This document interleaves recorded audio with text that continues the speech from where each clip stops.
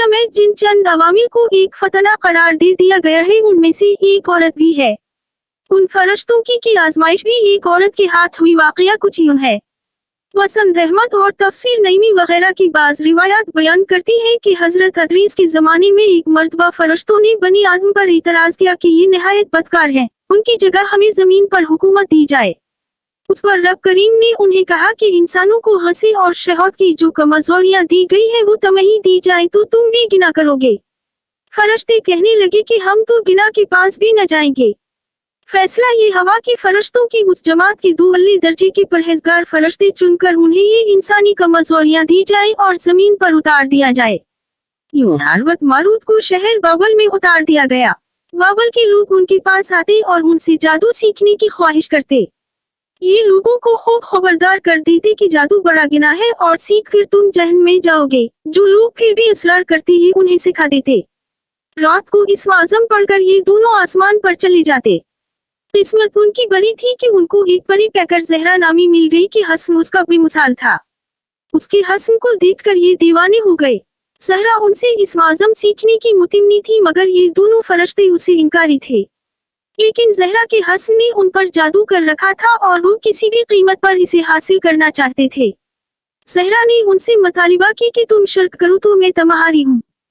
حضرت ماروت جانتے تھے کہ شرک ایسا گناہ ہے کہ اس کی معافی نہیں ہے۔ انہوں نے انکار کر دیا۔ اب زہرا نے شرط پیش کی کہ ایک بچہ قتل کرو تو مجھ پر تمہیں اختیار ہے۔ حضرت ماروت انکاری ہوئی کہ بے گناہ کو مارنا بڑا جرم ہے۔ آخر زہرا شراب لے کر آئی اور کہا کہ یہ پی لو تو پھر جو کہو گی ویسا کروں گی۔ حضرت ماروت نے سوچا کہ شراب پینا تو بڑا گناہ نہیں ہے۔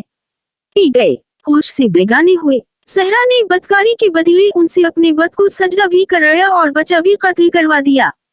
جب انہیں ہوش آیا تو وہ کہنے لگی کہ تم نے جن 2 کاموں کو کرنے سے انکار کیا تھا نشے میں مدہوش ہونے کے بعد تم نے اس میں سے ایک کام کو بھی نہ چھوڑا۔ پھر انہیں ان گناہوں کے بدلے دنیا کی سزا اور آخرت کے عذاب میں اختیار دیا گیا تو انہوں نے دنیا کی سزا کو اختیار کر لیا۔